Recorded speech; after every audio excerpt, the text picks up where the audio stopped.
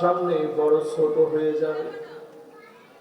আর বহু আলেমকে সেদিন আল্লাহ সম্মানিত বানাবেন। আলিমুন মুস্তামিলুন ইলমাহু, যেই আলেম তার ইলম কাজে লাগাবে, ইলম অনুযায়ী জীবন করবে, আল্লাহর জন্য আলেম হবে, ডেকে ডেকে যিনি সম্মানিত বানায় দিবেন তিনি কে? মাদ্রাসার 100তে কততম জানি? চিন্তা করেন, এই মাদ্রাসায় 104 বছর আগে যারা ওয়াজ করে গেছে ওই বক্তাও এখন নাই। মাশাআল্লাহ, উনি বলছেন বক্তা না তো অন্তত তো নাই। স্বাভাবিক, সত্য কথা। শ্রোতা আছে 104 বছর আগে, থাকলেও এখানে বসা কঠিন। এখন উনি বসে থাকার কথা না। মাশাআল্লাহ, একজন মুরব্বী আছে, ওনার বয়স 90-এর উপরে হবে। যিনি তাকাইছেন আপনার কথা কইছে, এরপরের পরের জন্য না, 2-3 নম্বর যে সব মাপলার পেছনে ওনার বয়স হতে পারে। মাশাআল্লাহ মাশাআল্লাহ, উনি মনোযোগ নিয়ে শুনতেছেন। তাহলে এবার আপনারা চিন্তা করেন, তখন ওয়াজ চলতো কি দিয়া? মনোযোগ দিয়ে, ধর্ম সুঙ্গা দিয়া, সুঙ্গা ওরা মুখে মুখে সুঙ্গা তো আমরাই দেখছি, সুঙ্গা তো আমরাই দেখছি। আমি ছোটবেলা মাশাআল্লাহ, এটা উনিও দেখছে। মাশাআল্লাহ, দেখেন এখন আমরা মাইক দিয়ে বয়ান করতেছি, তখন ওয়াজ চলতো খালি মুখে। মানুষ শুনতো তেমন, না বুঝলেও হেদায়েত হয়ে যেত। জোরে কেন আল্লাহু আকবার।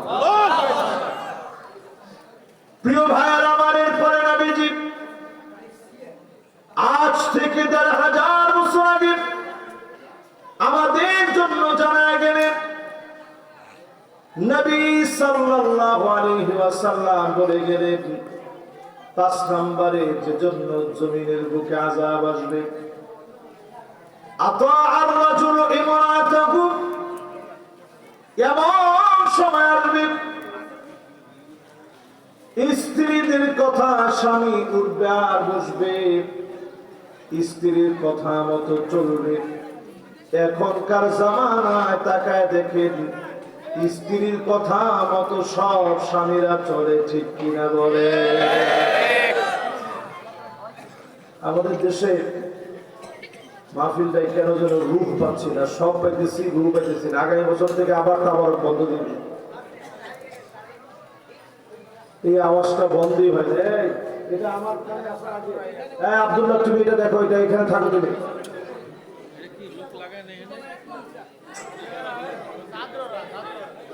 বাবার এই সব ছাত্র থাকবে এখানে, ছাত্রদের ওইখানে কি? ওরে বাবারে, আমি তো মনোযোগ হারাই ফেলতেছি। একটু পরে এরকম চলতে থাকলে আমি মাহফিলে কথা বলতে পারবো না। আমি কিন্তু অন্য স্টাইলের মানুষ। আপনারা দেখছেন, আমি গত 2 বছর আগে এখানে আসছি। গত বছর আমার দাওয়াত দিছি, কিন্তু আমি দাওয়াতটা সময় মতো পাইনি, এই জন্য গত বছর আমি আসতে পারি। এই বছর ওনারা আলহামদুলিল্লাহ দাওয়াত দিচ্ছেন। আমি চিন্তা করছি না, মাশাআল্লাহ মাহফিলটা ভালো যাওয়া দরকার। কিন্তু এই বছর আমি খুব লক্ষ্য করতেছি, একেবারে মারাত্মক ডিস্টার্ব।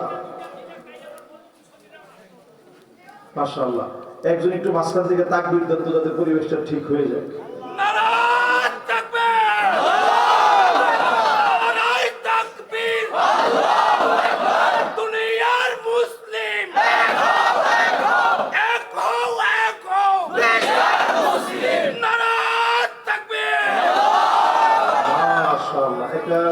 খুবই সুন্দর একটা স্লোগান দেওয়া হয়েছে। মুসলমানদের সামনের দুনিয়ায় এক হওয়া ছাড়া বাঁচার কোন উপায় নেই। আগামীর পৃথিবীতে মুসলমানদের একমাত্র উপায় হচ্ছে শুধুমাত্র ঐক্যবদ্ধ হওয়ার মধ্য দিয়ে বাঁচতে হবে। আজকের রাত্রিতে হিসাব মিলায় দেখেন, 2 কোটি মুসলমান আজকের রাত্রিতে মার খেয়ে যাচ্ছে। 20 কোটি মুসলমানের মাথার উপরে ছাদ নেই। 20 কোটি মুসলমান শরণার্থী হয়ে গেছে। 2 কোটি মুসলমান মার খেয়ে যাচ্ছে। আমার দেশটাকে মালিক অনেক ভালো রেখেছেন। শুধুমাত্র যদি আল্লাহর গোলামি করে আগামীর পৃথিবীতে নেতৃত্ব দেওয়ার জন্য বাংলাদেশকে যিনি কবুল করবেন তিনি কে?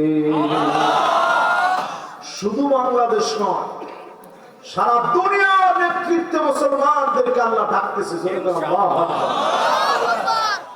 নবীজি হাদিসের মধ্যে ভবিষ্যৎবাণী করে গেছেন এই জমিনের ভিতরে 5টা শাসন আসবে। বলেন কয়টা? 1 নম্বর শাসন আসবে নবুয়ত। নবুয়তের শাসন, নবীরা শাসন করে দেখা গেলেন। শাসন কাকে বলে? আমার নবী যখন শাসন করলেন, চাটাইয়ের বিছানার উপরে নবীজি ঘুমালেন, দড়ি দিয়ে পাকানো বিছানায় ঘুমালেন। হযরত ওমর সালাম দিয়ে ঘরের ভিতরে প্রবেশ করলেন। আল্লাহর নবী ওমরকে দেখে উঠে বসলেন। পিঠের চাদরটা সরে গেল। হযরত ওমর তাকায় দেখে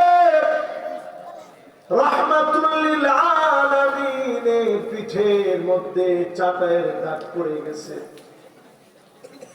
ছোট বাচ্চার মতো হাওমাও করে কেঁদে ফেলছে। আল্লাহর হাবিব বলে, ওমর কোন জিনিস তোমার কাঁদায়? কেন তোমার চোখে পানি? হযরত ওমর বলেন, ওগো নবীজি,